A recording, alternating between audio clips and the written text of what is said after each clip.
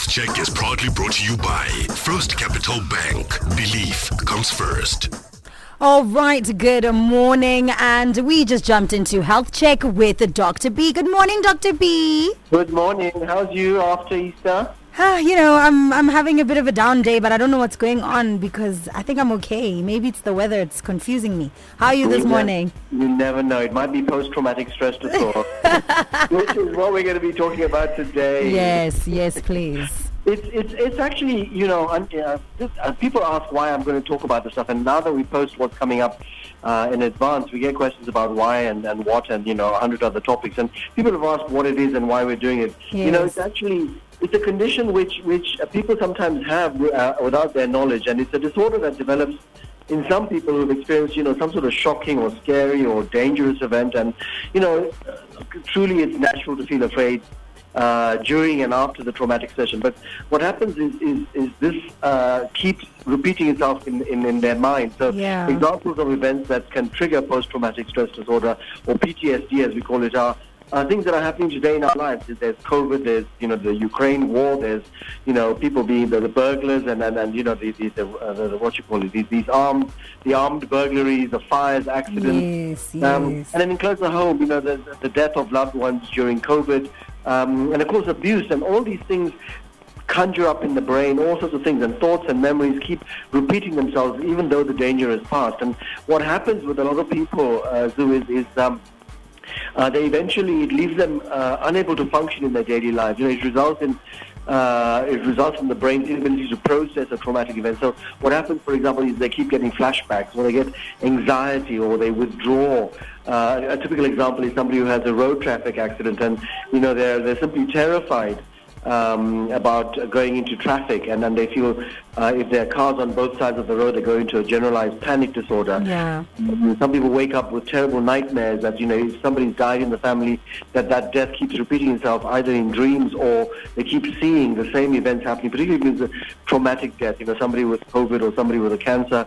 And unless you treat it properly, it can make you completely dysfunctional in terms of day-to-day activity. So generally it lasts for more than a month, and it can occur without people being aware of it too. And this is the issue. People, suddenly come to us and say, I just feel my heart thumping, or, I get into a lift and I panic, or I get into a shopping center and there are too many people around me and I panic. And we need to tease it out, because something has happened, sometimes even in childhood, where, they've had either abuse or when they were misbehaving, one of the parents would lock them in a cupboard or something, and then they get a fear of what we call xenophobia or claustrophobia. They can't get into a small space, and you have to actually then tease it back to the situation that actually triggered it, in this case, childhood trauma. So PTSD can develop even without a memory of the trauma, many psychologists tell us, and can develop in adults. And they say to the doctor, I don't have any explicit memory of any trauma, and you have to really go back deep, because people try and bury some of that trauma, and so you have to unbury it and dig it up and say, this is what the issue is, and this is why you're having fears of panic and flashback and vivid memories of some sort of intense traumatic event. Definitely. How does it present itself, and who is at risk? Well, we generally think that it's the younger people, because they're much more impressionable. So, if a child is witnessing, again, coming back to COVID, elders in the family are being rushed away and they're being left alone, or they're being sent to aunt and uncle without any reason. They've been told not to go outdoors. All of this has a major traumatic event, and we're finding teachers are now telling us that post the major events of the last 2 years, the emotional intelligence of children has dropped. The ability of children to detect and understand facial expressions has changed. We've been wearing masks all the time. Yes. So, it has heightened mental issues in children in that way.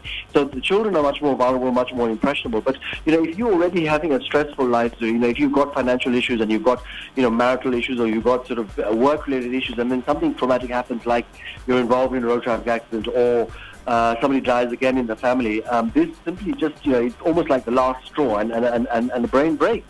And until recently, in fact, until COVID, actually, people were unwilling to talk about some of these mental issues like we do today, because now people are much more amenable to open discussion about this. But previously, it would be a taboo subject, or it would be something even doctors would say, well, just take a sleeping pill, Yes.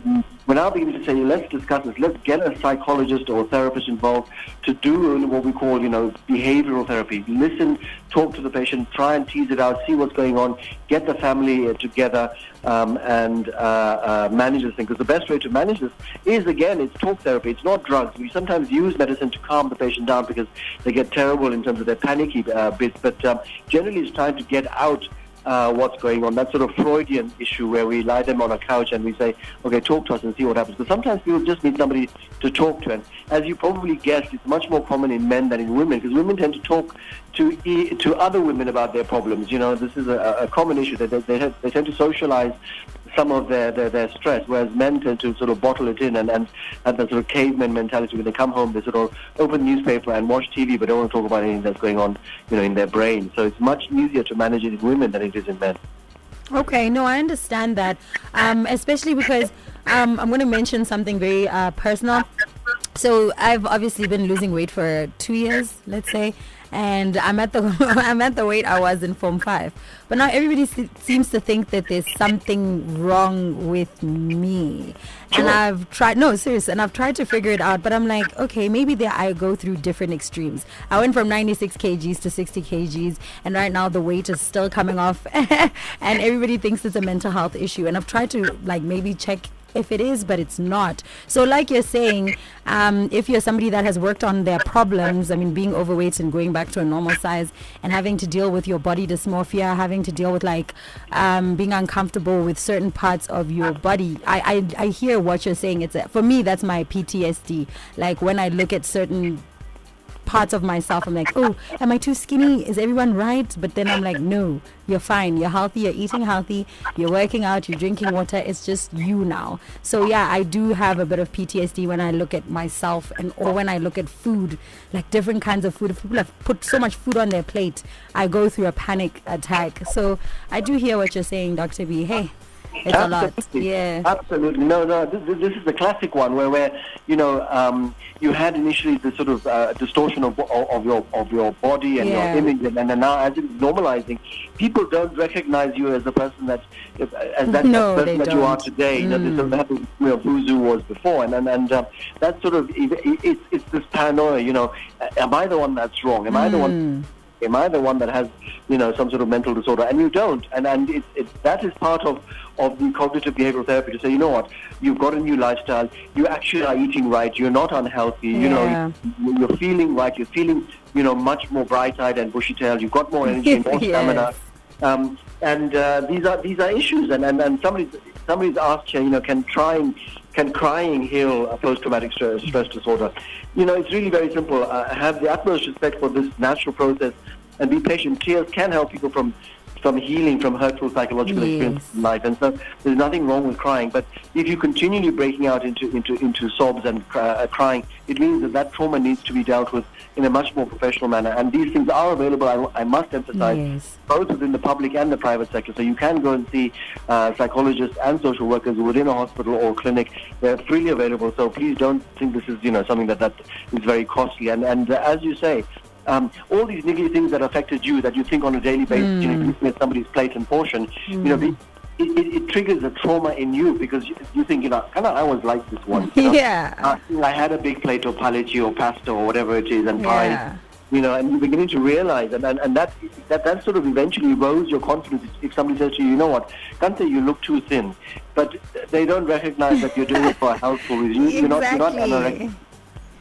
All right, no, but Dr. B, we ran out of time, and thank you so much for actually bringing this topic up. It made me actually kind of look at myself and look at what the other person was saying, but you kind of put me in a middle bound, so I'm glad you did that for us today. It's my pleasure. We've got 28 questions already that we have not answered. So we're gonna have to appeal to our sponsors to extend our show in due course. But anyway, have a good one, Zu. And next week we're going to start a new series on gut health and why the gut and how important the gut is. Oh, I'm so happy about that one. Thanks, Dr. B. Right, have a great Sunday. Alrighty. Health Check was proudly brought to you by First Capital Bank. Belief comes first.